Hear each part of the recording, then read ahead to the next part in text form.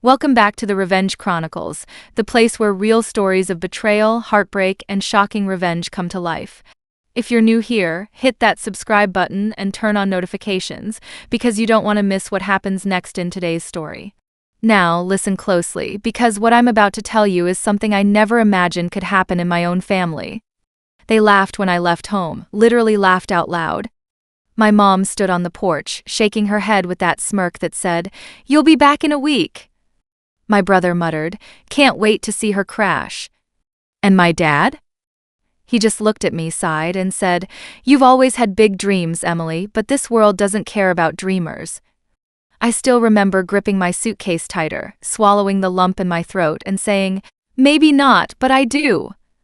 I walked away that morning with exactly $420 in my bank account, a portfolio full of sketches that nobody had ever taken seriously, and the kind of fire in my chest that only humiliation can ignite. Tell me, was I wrong for walking away from everything just because I was tired of being laughed at? The truth is, I'd been the family joke for years. Ever since I was little, I'd sketch dresses on the back of school notebooks, turn old bedsheets into makeshift gowns, and beg my mom to let me take sewing classes instead of cheerleading. But in our small town, fashion designer wasn't a real career. It was something you saw in glossy magazines, not something you became. My mom was a nurse, my dad worked construction, and my older brother, Jason, was the golden child, varsity everything, got a scholarship, hometown hero. Me? I was the weird art girl who dreamed too big. When I announced that I wanted to apply to Parsons School of Design in New York, my dad laughed so hard he nearly choked on his coffee. New York? You think they're gonna take a girl from Pine Ridge who sews pillowcases? My brother chimed in. She probably thinks she's gonna be the next Coco Chanel. Everyone laughed, and I laughed too, but mine was the kind that hurt. I didn't get into Parsons that year, but I promised myself I'd still find a way out. I took community college classes, worked part-time at a thrift shop, and spent every spare second sketching and sewing. Then one day, everything changed. A woman came into the thrift shop wearing this stunning vintage jacket. We started talking, and she mentioned she worked for a small fashion magazine in Chicago. I told her about my sketches, and she asked to see them. I hesitated, then showed her my little portfolio, rough, hand-drawn, but full of passion. She flipped through it quietly, looked up at me, and said, "You've got something, kid." That night, she emailed me an internship listing at a design house in Chicago. I applied immediately and somehow, miraculously, got it. When I told my family, you'd think I said I was running away to join the circus. My dad scoffed, "Internship? So they're not even paying you?" My mom said, "You'll come crying back when your money runs out." My brother posted some stupid Facebook status like, "Guess some people never learn." I wanted to scream, but instead I packed my bags, hugged my little sister goodbye. She was the only one who believed in me, and I left. Chicago was brutal at first. I rented a room in a tiny apartment with 2 other interns.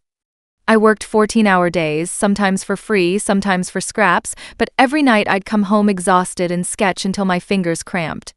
The city was loud, unforgiving, and full of competition, but for the first time I felt alive.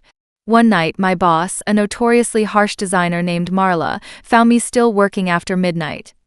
She asked, "You trying to impress me or burn yourself out?" I told her, "Maybe both." She laughed, a real laugh, and said, "Keep that energy. You'll need it."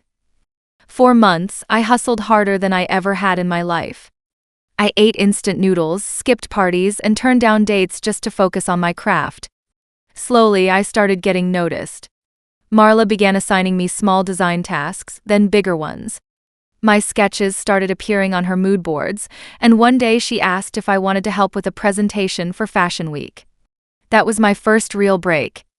So that's the situation I was in. Barely surviving, working myself to the bone, trying to prove to everyone back home that I wasn't crazy. Before I tell you what happened next, I want you to pause for a second and tell me in the comments. What would you have done in my shoes? Would you have stayed and played it safe, or risked everything just to be taken seriously? Because what happened next changed everything. During Fashion Week, Marla's team was understaffed, and one of her models ripped a gown 5 minutes before the show. Panic everywhere. I grabbed a sewing kit, dropped to my knees, and fixed it right there under the lights. The model walked out, the gown shone, and the press went wild.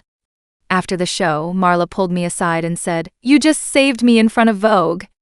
You want a job?" That moment, it was like the universe finally whispering, "You were right to leave." Over the next 2 years, I climbed my way up. I became an assistant designer, then junior, then senior. I started posting my own creations online, late-night sketches, before and after transformations. Slowly, followers came. Brands started reaching out. Within 3 years, I launched my own label, Emily Ray Designs. My first collection went viral on TikTok. A celebrity wore one of my dresses to an award show, and suddenly I wasn't just the intern who fixed a dress. I was the name on it. And guess who started calling? It began with my mom. Her voice on the phone was shaky. "Sweetheart, we saw you on TV. I didn't know you were doing that well."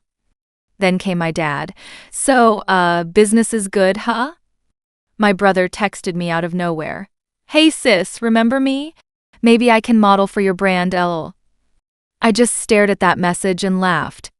It was almost poetic. The same people who once told me I'd fail were now bragging about me to their friends. A few months later, I got invited to showcase my collection in New York Fashion Week. Full circle. I decided to return home for a short visit before the show, mostly to see my little sister, but also to face the ghosts I'd left behind. When I pulled up to our house in my black Range Rover, wearing a tailored blazer and designer heels, the silence was deafening. My dad stepped outside first, older, a little grayer, but still proud in that small-town way. My mom came next, her smile forced but nervous. My brother stood behind them, arms crossed, pretending not to be impressed. "Emily," my dad said, "you look successful."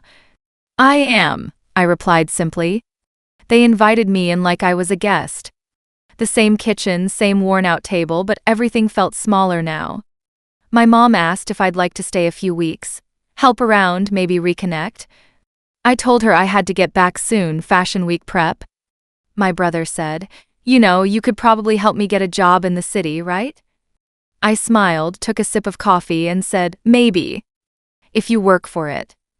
That night, they threw a little dinner, invited neighbors, and for the first time in years, everyone wanted to hear my story. The same neighbors who used to whisper, "That girl's wasting her life sewing," were now asking for autographs, photos, design advice. It was surreal. But deep down, I felt something shift.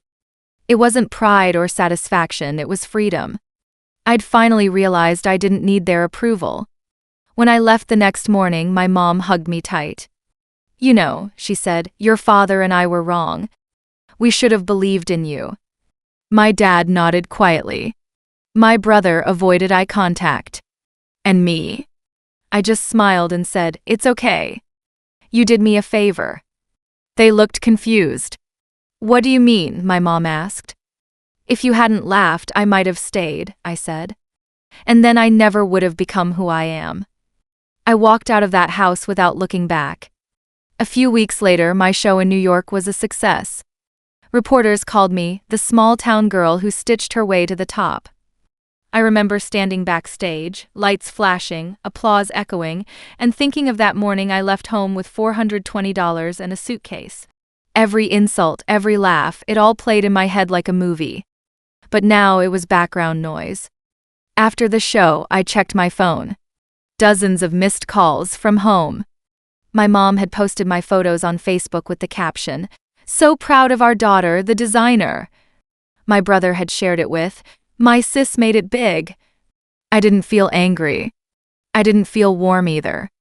Just done. Some people apologize because they feel guilty. Others because they realize they've lost something they can never get back. I never moved back home. I bought a loft in New York, expanded my brand internationally, and hired my little sister as my business manager, because she believed in me when nobody else did. The rest of them? They still message me sometimes, ask when I'll visit, talk about family reunions. I tell them I'm too busy. And I am busy living the life they said I couldn't have. So when people ask me if I forgave them, I always say yes, but forgiveness doesn't mean return. Sometimes the best revenge isn't yelling or proving them wrong to their faces, it's thriving so loudly that their silence becomes your applause. Was I wrong for leaving? Maybe. But if I had stayed, I'd still be the punchline to someone else's joke instead of the headline of my own success. If you were me, would you have gone back?